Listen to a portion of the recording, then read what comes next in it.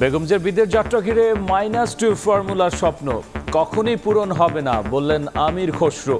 15 বছরে সব প্রতিষ্ঠান ধ্বংস করেছে আওয়ামী লীগ, অভিযোগ মির্জা ফখরুলের। 111 পারে নাই, আর এখন তো বিএনপি আজকে তার চেয়ে অনেক বেশি শক্তিশালী দল। বিএনপি ত্যাগ করে একটি পরিণত শক্তিশালী দল, সবচেয়ে শক্তিশালী দলে পরিণত হয়েছে আজকে বাংলাদেশ। 15 বছর এই আওয়ামী লীগ ফ্যাসিস্টরা তারা বাংলাদেশ শাসন করে ফ্যাসিস্ট কায়দায় সমস্ত প্রতিষ্ঠানগুলোকে নষ্ট করে ফেলেছে। জুলাই অভ্যুত্থানে গড়ে ওঠা ঐক্যের মধ্যে ষড়যন্ত্র, লোভ ঢুকে নতুন অগ্রযাত্রাকে বাধাগ্রস্ত করছে, মন্তব্য জামায়াত সেক্রেটারি জেনারেলের। জুলাই অভ্যুত্থানে আমাদের যে ঐক্যের চেতনা ছিল ছাত্র জনতা, এখন কোন ষড়যন্ত্র, কোন লোভ নতুন করে এই অগ্রযাত্রাকে আবার মাঝে মাঝে যেন বাধাগ্রস্ত করার চেষ্টা করছে। দেখছিলেন প্রধান শিরোনাম। রাত 11টার সময় সঙ্গে আছি আমি গোলাম রাব্বি। এবার অন্যান্য শীর্ষ সংবাদ। চ্যাম্পিয়ন্স ট্রফির দলে নেয়ার আলোচনার মধ্যে আন্তর্জাতিক ক্রিকেট থেকে অবসরের ঘোষণা তামিম ইকবালের। ফেসবুকে পোস্ট দিয়ে জানালেন বাঁহাতি ওপেনার। মেয়াদোত্তীর্ণ নির্মাণ খাতের পারমিট দিয়ে সবজি বাগানে চাকরি গ্রহণ। মালয়েশিয়ায় 42 বাংলাদেশি সহ 65 অবৈধ বিদেশি নাগরিক আটক, নাম পরিচয়। জুলাই বিপ্লবের ঘোষণাপত্রের পক্ষে পঞ্চম দিনের মতো জনসংযোগ বৈষম্য বিরোধীদের। পতিত সরকারের গোপালগঞ্জ সিন্ডিকেট ভেঙে সব ক্ষেত্রে সমতা আনার ঘোষণা সার্জি স্যার। বাজারে আসাই বন্ধ করে দিতে হবে, এভাবে চলতে থাকলে আমরা ব্যবসাটা একদম মাঠে মারা যাব।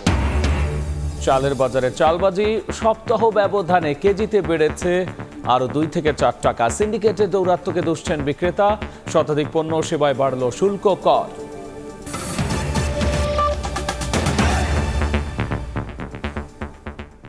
শুরুতেই তামিম ইকবালের অবসর প্রসঙ্গ।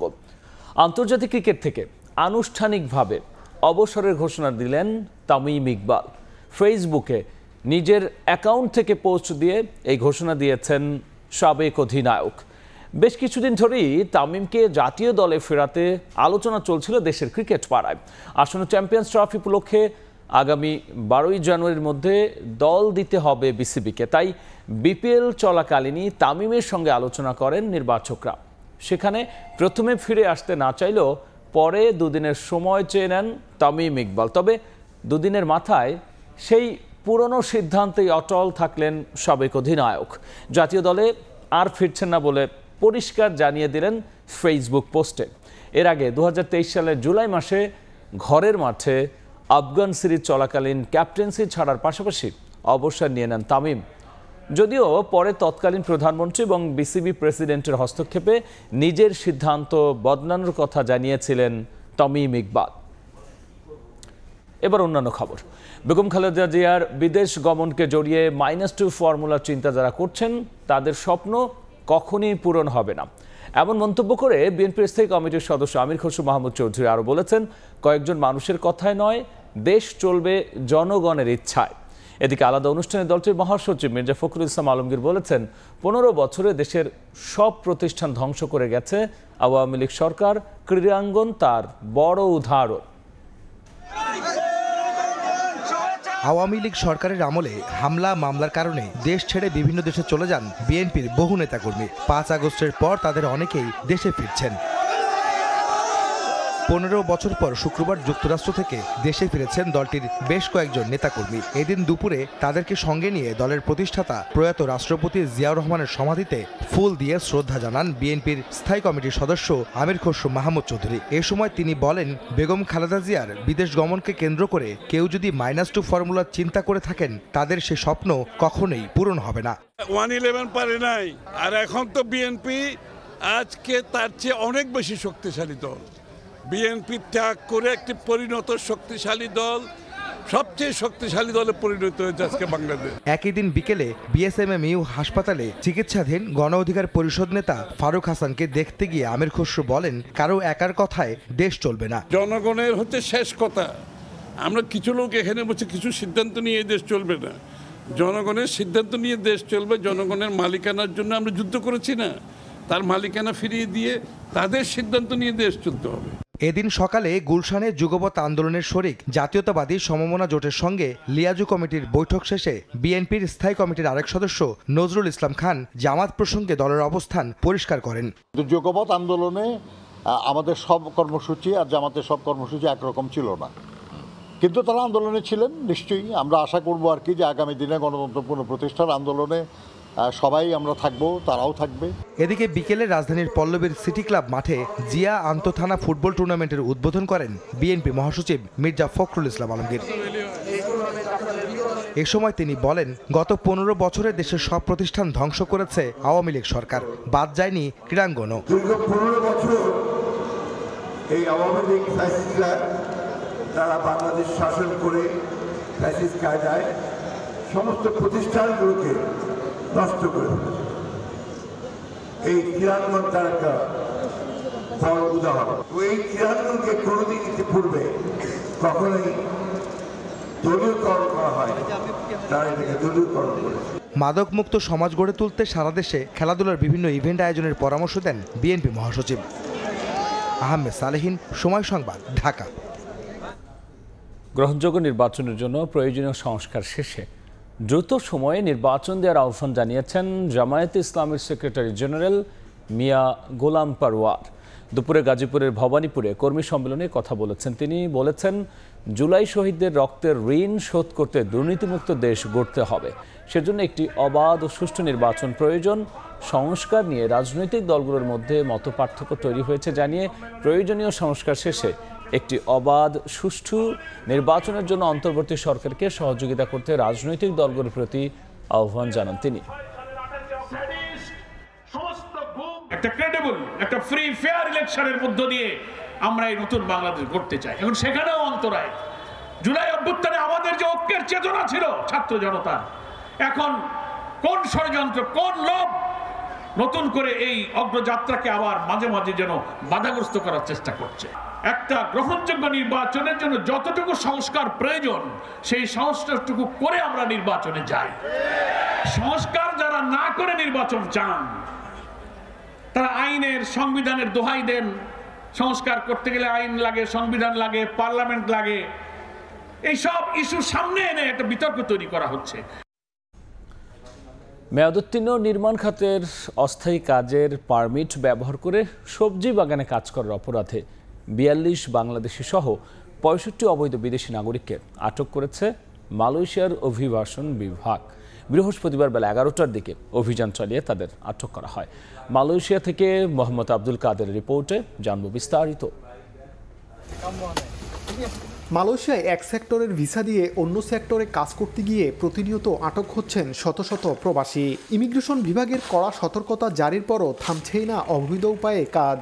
এ অবস্থায় দেশটির অভিবাসন বিভাগের অভিযানে একে একে ধরা পড়ছেন বাংলাদেশি সহ বিভিন্ন দেশের নাগরিক। এরই ধারাবাহিকতায় বৃহস্পতিবার স্থানীয় সময় বেলা 11টার দিকে মালয়েশিয়ার সেলাঙ্গোর রাজ্যের তেলক পাংলিমা গারাংয়ের জোহান সেতিয়া গ্রামে অবস্থিত প্রায় 5 হেক্টর জমির উপর বিস্তৃত একটি সবজি বাগানে অভিযান চালিয়ে বাংলাদেশি সহ অন্তত 65 অভিবাসীকে আটক করে কর্তৃপক্ষ। তবে তাদের নাম পরিচয় প্রকাশ করা হয়নি। গোয়েন্দা তথ্যের ভিত্তিতে দেশটির আইনশৃঙ্খলা বাহিনীর বিভিন্ন পদমর্যাদার 69 কর্মকর্তার সহায়তায় এই অভিযানে 70 প্রবাসীর কাগজপত্র যাচাই বাছাইয়ের পর 65 জনকে আটক করা হয়। তাদের মধ্যে 42 বাংলাদেশি ছাড়াও মিয়ানমারের 14, ইন্দোনেশিয়ার 6, পাকিস্তানের 2 ও 1 জন ভারতীয় নাগরিক রয়েছেন। তাদের সবার বয়স 18 থেকে 60 বছরের মধ্যে। আটকদের পরবর্তী তদন্তের জন্য বুকিত জলিল ইমিগ্রেশন ডিপোতে রাখা হয়েছে বলে জানিয়েছেন দেশটির ইমিগ্রেশন বিভাগ। মোহাম্মদ আব্দুল কাদের, সময় সংবাদ, কুয়ালালামপুর, মালয়েশিয়া। ভারত অনুপ্রবেশকারী 12 বাংলাদেশিকে ফেরত পাঠিয়েছে দেশটি। তাদের মধ্যে বিভিন্ন মামলার আসামি রয়েছেন 3 জন। বাকিরা কাজের খোঁজে অবৈধভাবে গিয়েছিলেন প্রতিবেশী দেশটিতে। শুক্রবার সন্ধ্যায় বেনাপোল পোর্ট থানা পুলিশের কাছে 12 বাংলাদেশিকে ট্রাভেল পারমিটের মাধ্যমে ফেরত পাঠায় ভারতীয় পুলিশ। দেশে ফেরাদের মধ্যে 3 জন মামলার আসামি থাকায় তাদেরকে সংশ্লিষ্ট থানায় সোপর্দ করেছে পুলিশ। অন্যদিকে কাজের খোঁজে অবৈধভাবে ভারতে যাওয়া 9 জনকে স্থানীয় একটি আইনি সহায়তা প্রদানকারী সংস্থার জিম্মায় দিয়েছে পুলিশ।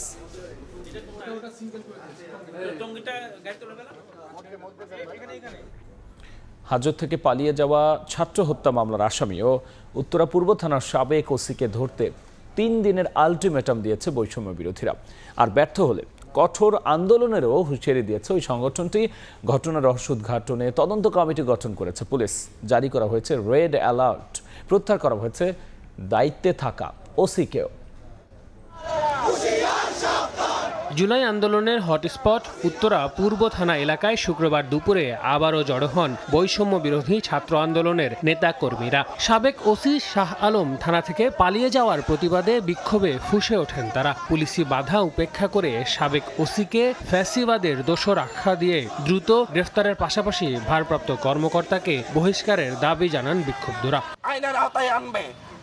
বিক্ষোভে যোগ দেন বৈষম্য বিরোধী ছাত্র আন্দোলনের মুখ্য সংগঠক হান্নান মাসুদ। বলেন, শত শত ছাত্র জনতার হত্যায় জড়িত শাহ আলমকে দ্রুত গ্রেফতার করা না হলে উত্তরা অচল করে দেয়া হবে। থানা হেফাজত থেকে একটা খুনের আসামি, গণহত্যার আসামি পালিয়ে যাচ্ছে, মনে হয় যেন এটা একটি বাংলা সিনেমার নাটক। পূর্ব থানায় যারা তাকে সহযোগিতা করেছে তাদেরকে আইনের আওতায় নিয়ে আসতে হবে। দ্রুত আইনের আওতায় না আনা হয় তাহলে আমরা সবাই মিলে সেই উত্তরায় আবার সেই গণপ্রতিরোধ গড়ে তুলব। এ ঘটনায় রেড অ্যালার্ট জারির পাশাপাশি তদন্ত কমিটি গঠন করেছে পুলিশ। 3 দিনের মধ্যে প্রতিবেদন দেওয়া হবে জানিয়ে ছাত্রদের কাছে সময় চান উত্তরা জোনের ডিসি রৌনক জাহান। প্রাথমিকভাবে যার দায়িত্ব ছিল তাকে আমরা সাময়িক বরখাস্ত করেছি এবং এই পুরো ঘটনায় কার কার গাফিলতি ছিল সেটার জন্য আমরা তদন্ত প্রতিবেদন দেওয়ার জন্য বলেছি। সেটা হলেই আমরা ব্যবস্থা নিব। শাহ আলম পালিয়ে যাওয়ার ঘটনায় পুলিশ বাদী হয়ে আরও একটি মামলা দায়ের করেছে। এছাড়া বৈষম্য বিরোধী ছাত্র আন্দোলনে হত্যা মামলার আসামি তিনি। বুধবার কুষ্টিয়া থেকে গ্রেফতার করে উত্তরা পূর্ব থানায় আনার পরে বৃহস্পতিবার সকালে পালিয়ে যান শাহ আলম। এ ঘটনায় সাময়িক বরখাস্ত করা হয়েছে এক এএসআইকে। সঙ্গে দায়িত্ব অবহেলার অভিযোগে সে সময় দায়িত্বরত ওসি মোহাম্মদ মহিবুল্লাহকেও প্রত্যাহার করে ডিএমপি সদর দফতরে পাঠানো হয়েছে। আল আমিন তুষার, সময় সংবাদ, ঢাকা। জুলাই গণঅভ্যুত্থানে শহীদ আরও 6 জনের লাশ পাওয়া গেছে ঢাকা মেডিকেল কলেজ হাসপাতালের মর্গে। তবে তাদের পরিচয় এখনও জানা যায়নি। শুক্রবার বিকেলে ঢাকা মেডিকেলের জরুরি বিভাগের ফটকে এক সংবাদ সম্মেলনে বৈষম্য বিরোধী ছাত্র আন্দোলনের বিশেষ সেলের সম্পাদক হাসান ইনাম জানিয়েছেন, সকালে সেলের একটি টিম বিস্তারিত তথ্য সংগ্রহের জন্য শাহবাগ থানায় যায়। ভারপ্রাপ্ত কর্মকর্তা খালিদ মনসুরও তখন 6টি লাশ হিমঘরে থাকার তথ্য নিশ্চিত করেন। পঞ্চম দিনের মতো বিভিন্ন জেলায় জুলাই বিপ্লবের ঘোষণাপত্রের পক্ষে জনসংযোগ করেছে বৈষম্য বিরোধী ছাত্র আন্দোলন ও জাতীয় নাগরিক কমিটি। সিরাজগঞ্জ, ভোলা ও বরিশালে 7 দফা দাবি সম্বলিত ঘোষণাপত্রের লিফলেট বিতরণ করে বৈষম্য বিরোধী ছাত্র আন্দোলন ও জাতীয় নাগরিক কমিটি। এ সময় বৈষম্যহীন আগামীর বাংলাদেশ গড়তে ব্যবসায়ী, পথচারী সহ সাধারণ মানুষের মতামত শোনেন তারা। ভোলায় এক পথসভায় অংশ নিয়ে নাগরিক কমিটির মুখ্য সংগঠক সার্জিস আলম বলেছেন, পতিত সরকারের গোপালগঞ্জ সিন্ডিকেট ভেঙে সব ক্ষেত্রে আনতে হবে সমতা। আমরা তাদেরকে বলেছি তারা ঘোষণাপত্রে কি দেখতে চায়। তারা সবার আগে বলেছে তারা ওই খুনি হাসিনার ফাঁসি দেখতে চায়। খুনি হাসিনা যেভাবে প্রত্যেকটি জায়গায় গোপালগঞ্জের সিন্ডিকেট বসিয়েছে সেগুলোকে শেষ করে সমতার একটি সিস্টেম চায়। যে জায়গাগুলোতে এখন চাঁদাবাজি হয়, হোক সেটা কেউ পোশাক পরে করুক, কেউ সাধারণ পোশাকে করুক, তাদের বিরুদ্ধে সবাইকে সক্রিয় হতে হবে।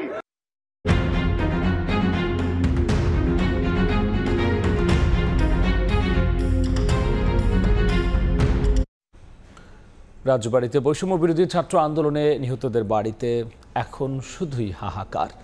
শরীরে বুলেটের আঘাতের যন্ত্রণায় এখনও কাতরাচ্ছেন আহতরা। আর্থিক সংকটে কেউ দুর্বিষহ দিন কাটছে, আবার অনেকেরই অবস্থা আরও খারাপ। আশিকুর রহমানের রিপোর্টে দেখব বিস্তারিত। ছেলেকে নিয়ে কত স্বপ্ন ছিল মায়ের। পরিবারের মুখ উজ্জ্বল করে সমাজে আলোকবর্তিকা ছড়াবে আদরের সন্তান। কিন্তু গণ অভ্যুত্থানে পুলিশের গুলিতে ছেলের নির্মম মৃত্যুতে ভেঙে গেছে সব আশা। 19 জুলাই রাজধানীর মিরপুর গোলচত্বরে পুলিশের গুলিতে নিহত হন মিরপুর সরকারি বাংলা কলেজের অনার্স 2য় বর্ষের শিক্ষার্থী সাগর আহমেদ। সেদিন থেকে বাবা মায়ের দিন কাটছে চাপা কষ্ট আর যন্ত্রণায়। এমন মনি দৈনিক কোঠা আন্দোলনে নির্মমভাবে হত্যা করছে, আমার মনির এই জায়গা গুলি লাগে সেই ভেসতে পারা গেছে। অনেক বলছে আমি অসুস্থ, আমার গুলি করো না। 1.5 যুগ আগে জীবিকার তাগিদে 2 শিশু সন্তান ও স্ত্রীকে নিয়ে সাভারে পাড়ি জমান রাজবাড়ীর কালুখালী উপজেলার পূর্ব রতনদিয়া গ্রামের কোরবান শেখ।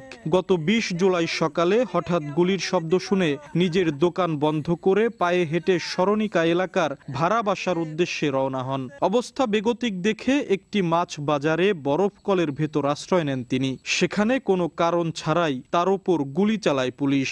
আহত অবস্থায় স্থানীয়রা হাসপাতালে নিলে চিকিৎসক জানান বেঁচে নেই কোরবান। পুলিশ গুলি করতে আসে, ভিতরে গুলি করে বরফ গুলি ভেঙে যে গুলি করে বলছে ব্যবসায়ী, কিন্তু তারপর হচ্ছে এটা গুলি করে হাত জোর করে কয়েছে আমি অনেক অসুস্থ, আমার গুলি করেন না, তারপরেও গুলি করেছে।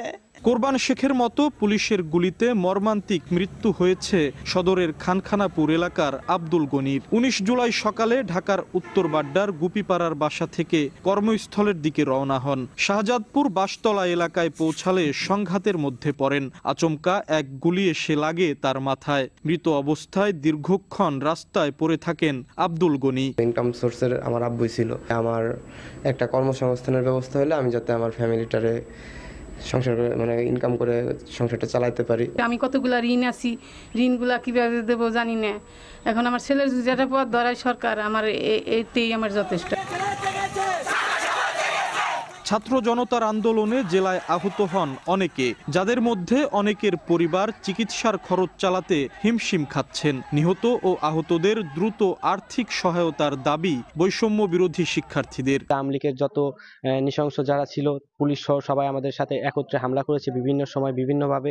শেখ হাসিনার পতনের 1 ঘন্টা আগেও পুলিশ আমাদের উপরে গুলি করে, আমাদেরকে বিভিন্নভাবে ছাত্র লীগ যেটা আমরা বলে থাকি, তারা আমাদেরকে বিভিন্নভাবে হয়রানি করে। 5ই আগস্ট যে আন্দোলন হয়েছিল রাজবাড়ীতে, আমি সেখানে আহত হয়েছিলাম। সেই আহতর ক্ষত আমি এখনো বহন করছি। কিছু না বলে আমাদের উপর হামলা করা হয়।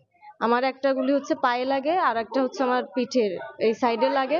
আন্দোলনে নিহতদের পরিবার ও আহতদের সব ধরনের সহায়তা করা হবে বলে জানিয়েছেন জেলা প্রশাসক। আমরা আর্থিকভাবে তাদেরকে সহায়তা করব যতটুকু সম্ভব আছে আমাদের, আর উন্নত চিকিৎসার জন্য আমরা যে হসপিটালে তারা যাবে তাদেরকে যাতে ভালো ট্রিটমেন্ট দেয়, সেই জন্য আমরা যেখানে যেখানে কথা বলার এবং যে সহযোগিতা করার আমরা সেটি করব।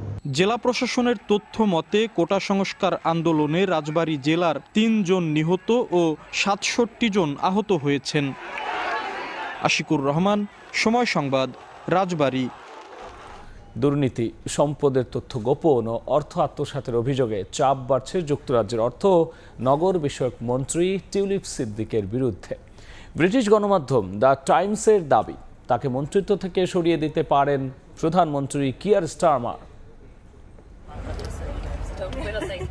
একের পর এক অভিযোগ উঠছে ব্রিটিশ মন্ত্রী টিউলিপ সিদ্দিকের বিরুদ্ধে। এতে সমালোচনার মুখে পড়েছে ক্ষমতাসীন লেবার সরকার।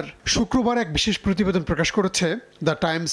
গণমাধ্যমটির দাবি, দুর্নীতি, সম্পদের তথ্য গোপন ও অর্থ আত্মসাতের অভিযোগে চাপ বাড়ছে যুক্তরাজ্যের অর্থ ও নগর বিষয়ক মন্ত্রী টিউলিপের উপর।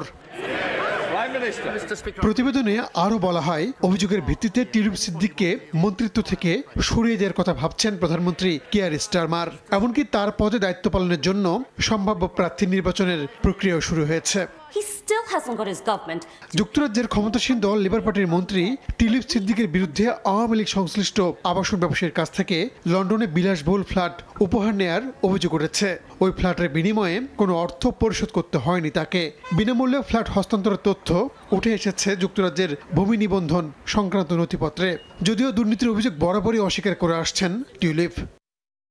এদিকে যুক্তরাজ্য ভিত্তিক গণমাধ্যম দ্য টেলিগ্রাফ এক প্রতিবেদনে দাবি করেছে, গেল বছরের নির্বাচনে দেশটির বর্তমান প্রধানমন্ত্রী কিয়ার স্টারমারের সমর্থনে নির্বাচনী প্রচারণা চালিয়েছেন দেশটিতে অবস্থান করা আওয়ামী লীগ নেতাকর্মীরা। টিউলিপের পক্ষেও তারা প্রচারণা চালিয়েছেন বলে প্রতিবেদনে দাবি করা হয়।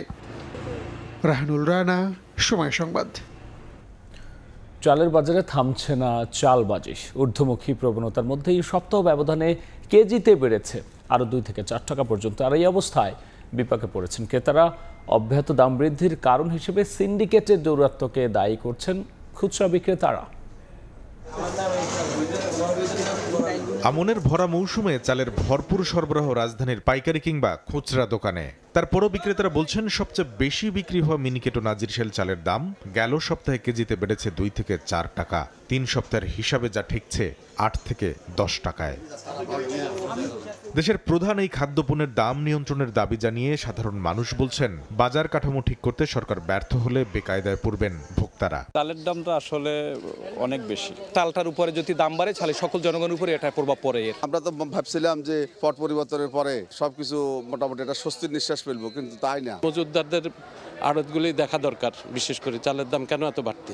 বিক্রেতাদের দাবি অযৌক্তিক দামের কবল থেকে দেশের মানুষকে বাঁচাতে খতিয়ে দেখতে হবে কর্পোরেট গ্রুপ ও মিলারের গুদাম হিসাব। 15-20 দিন ধরে চালের দাম করে বাড়তেছে। এই পর্যন্ত মনে করেন আপনার বস্তায় প্রতি মনে করেন 400 হইতে 500 টাকা বাড়ছে। সরকার নিকট আগুলো আবেদন যেভাবে হোক বাজারটা নিয়ন্ত্রণ করতে হবে। এই অবস্থা চালের বাজার নিয়ন্ত্রণের লোক দেখানো তদারকি ছেড়ে মজুদ আইনের কঠোর প্রয়োগের পরামর্শ দিচ্ছেন অর্থনীতিবিদরা। মজুদ আইনে যদি প্রয়োগ করা হয় তাহলে সেটাই হবে সবচেয়ে ভালো উপায়, এবং সেই ক্ষেত্রে 2-1 মিলারকে শাস্তি দেওয়া হোক, তাদের লাইসেন্স বাতিল করে দেওয়া হোক, জরিমানা করা হোক, জেল দেওয়া হোক। এগুলো সব কিছুর বিধান কিন্তু আমাদের মজুদ আইনে আছে। এদিকে 7 দিনের ব্যবধানে আপেল, আঙ্গুর, ড্রাগন, কমলার দাম বেড়েছে কেজিতে 100 টাকা পর্যন্ত। যে আঙ্গুরটা ছিল গত সপ্তাহে 400 টাকা, সেটা এই সপ্তাহে 580 টাকা। যে আপেল ছিল গত সপ্তাহে 300 টাকা, সেটা 320 টাকা। শুল্ক বাড়ার কারণে যেটুকু আমরা আশা ছিলাম যে একটু দাম কমবে, সেটা আর কমবে না। অলরেডি মানুষের পকেটে আবার একটা চাপ। মুদি দোকানিরা বলছেন এলাচের বাজার চড়া থাকলেও নতুন করে বাড়েনি ডাল, আটা, চিনির দাম। তবে আবারও সংকটে পড়া ভোজ্য তেল বাড়াচ্ছে দাম বৃদ্ধির আশঙ্কা। ক্রাইসিস করার সংকটটা দিতেছে না, কোনো বাড়ানোর সংকটটা দিতেছে, বলছে যে কোনো মুহূর্তে বাড়বে। কামরুল হাসান সবুজ, সময় সংবাদ, ঢাকা। এদিকে শতাধিক পণ্য ও সেবায় শুল্ক কর বাড়িয়েছে সরকার। এতে জীবনযাত্রার ব্যয় আরেক দফা বাড়ার শঙ্কায় সাধারণ মানুষ। রেস্তোরাঁ সেক্টরের ক্ষুদ্র উদ্যোক্তারা এবং ভোক্তার উপর অযৌক্তিক হারে ভ্যাট বৃদ্ধি ও সম্পূরক শুল্ক নির্ধারণের সিদ্ধান্ত অন্যায়যৌক্তিক। এই বর্ধিত ভ্যাট সম্পূরক শুল্ক আরোপের সিদ্ধান্ত সম্পূর্ণরূপে প্রত্যাহার করার জন্য জোর দাবি জানাচ্ছি। অন্যথায় আমাদেরকে বিকল্প ব্যবসা চিন্তা করতে হবে। রেস্তোরাঁর ভ্যাট 5% থেকে 15% করার সিদ্ধান্ত থেকে সরে না এলে বন্ধ করে দেওয়া হবে খাবার রেস্তোরাঁ। বৃহস্পতিবার ব্যবসায়ীদের পক্ষ থেকে এমন হুঁশিয়ারি দেওয়ার কয়েক ঘন্টা পরই ভ্যাট ও সম্পূরক শুল্ক আইনে ব্যাপক পরিবর্তন এনে অধ্যাদেশ জারি করে জানিয়ে দেওয়া হয় শতাধিক পণ্য ও সেবায় ভ্যাট বাড়ানোর সিদ্ধান্ত পাকা করেছে সরকার। এতে মোবাইল ফোনে কথা বলা ও ইন্টারনেট ব্যবহারে সম্পূরক শুল্ক 20% থেকে বাড়িয়ে 23% করা হয়েছে। প্রথমবারের মতো 10% সম্পূরক শুল্ক বসানো হয়েছে ব্রডব্যান্ড ইন্টারনেট সেবায়। অধ্যাদেশ অনুযায়ী সিগারেট, আম, কমলালেবু, আঙ্গুর, পেঁপে, তরমুজ, আপেল ও নাশপাতি, ফলের রস, সাবান ও সাবান জাতীয় পণ্য, ডিটারজেন্ট, ফ্রুট ড্রিঙ্কস ও ইলেকট্রোলাইট ড্রিঙ্কসের সম্পূরক শুল্ক 5 থেকে 15% পর্যন্ত বাড়ানো হয়েছে। বাদাম আমদানিতে সম্পূরক শুল্ক 10 থেকে 15% বাড়িয়ে ঠেকানো হয়েছে 45%। নতুন আইনে 5% থেকে বাড়িয়ে 15% করা হয়েছে বিস্কুট, আচার, চাটনি, tomato ketchup, LP gas, BRTA থেকে নেয়া লেমিনেটেড ড্রাইভিং লাইসেন্স, চশমার ফ্রেম ও রিডিং গ্লাসের ভ্যাট। টিস্যু, সানগ্লাস, মিষ্টি, নিজস্ব ব্র্যান্ডের তৈরি পোশাকের ভ্যাট 7.5% থেকে বাড়িয়ে করা হয়েছে 15%। ওষুধের ক্ষেত্রে স্থানীয় ব্যবসায়ী পর্যায়ে 2.4% থেকে 3% করা হয়েছে ভ্যাট। তবে এলপি গ্যাসের স্থানীয় ব্যবসায়ী পর্যায়ে ভ্যাট 2% বাতিল করা হয়েছে। এদিকে ব্যবসায় প্রতিষ্ঠানের বার্ষিক লেনদেন 30 লাখ থেকে 50 লাখ টাকা হলেই টার্নওভার কর দিতে হবে। বিমানে ভ্রমণের ক্ষেত্রে অভ্যন্তরীণ রুটে আবগারি শুল্ক 200 টাকা বাড়িয়ে 700 টাকা ও সার্কভুক্ত দেশে 500 টাকা বাড়িয়ে 1000 টাকা করা হয়েছে। এছাড়া এশিয়ার দেশগুলোতে 2000 টাকা বাড়িয়ে 2500 টাকা এবং ইউরোপের দেশে বিমান ভ্রমণের ক্ষেত্রে আবগারি শুল্ক 3000 টাকা বাড়িয়ে করা হয়েছে 4000 টাকা। কামরুল হাসান সবুজ, সময় সংবাদ, ঢাকা। গৃহিণীদের দিনের বেশিরভাগ সময় কাটে রান্নাঘরে। বিষয়টি মাথায় রেখে যুগের সাথে তাল মিলে বাণিজ্য মেলায় মানানসই সব গৃহস্থলী পণ্য বিক্রি করছে দেশি বিদেশি প্রতিষ্ঠান। বিশেষ অফার থাকলেও দাম বেশি বলে অভিযোগ ক্রেতাদের।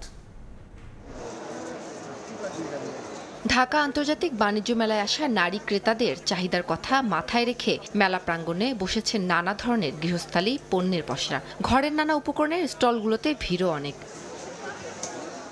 সকাল থেকে রাত পর্যন্ত ক্রেতা ও দর্শনার্থীরা ভিড় করছে এসব স্টলে। গৃহিণীদের বেশিরভাগ সময় কাটে রান্নাঘরে বলেই তাদের কথা মাথায় রেখে বিক্রেতারাও এনেছেন হাঁড়ি পাতিল, ইলেকট্রিক মাল্টিকুকার সহ কারুকাজ করা হরেক রকম তৈজসপত্র। ননস্টিক গুলো প্লাস হানিকমে কিছু প্রোডাক্ট আছে, আর গ্যাস স্টোভ আছে। এই প্রোডাক্টগুলো খুব ভালো যাচ্ছে মাত্র। সকল পণ্যের উপর আমাদের এখানে সর্বনিম্ন পার্সেন্ট হলো 10%। যে কালেকশনগুলো বাণিজ্য মেলাতে প্রত্যেকটা কাস্টমারের দৃষ্টি আকর্ষণ করে ওই প্রোডাক্টগুলি আমরা বিশেষ করে ইম্পোর্ট করে থাকি। প্রাইস আছে আপনি 5,000-6,000 টাকা, আবার সর্বনিম্ন আপনি 100-150 টাকার জিনিসও আছে আমাদের কাছে। তৈজসপত্রের মধ্যে নতুন ও ব্যতিক্রমী পণ্যের দিকে আগ্রহ বেশি দর্শক ও ক্রেতাদের, তবে ছাড়ের পরেও পণ্যের দাম বেশি বলে অভিযোগ তাদের। ওই বাচ্চার আম্মু আসার পরে বলতেছে যে এখানে নিয়ে আসে এখান থেকে নিয়ে নেন, তাই ওদের নিয়ে আগে আসছে। এখানে অনেক দোকানে অনেক ছাড় দিয়েছে, কিন্তু এই জায়গাটা অনেক দাম। গৃহস্থলীর জিনিসের প্রতি একটা আকর্ষণ, আর আকর্ষণের থেকেই চাহিদাটা থাকে এইদিকেই। আনকমন কিছু আছে কিনা বা শৌখিন মেয়েদের ঘর সাজানোর কিছু আছে কিনা, এর জন্যই আসা। মাসব্যাপী চলায় মেলা সকাল 10টা থেকে শুরু হয়ে চলবে রাত 9টা পর্যন্ত। সাপ্তাহিক ছুটির দিনে যা খোলা থাকে রাত 10টা পর্যন্ত। উম্মে হানি, সময় সংবাদ, ঢাকা। এই ছিল আমার কাছে থাকা দেশ বিদেশের খবর।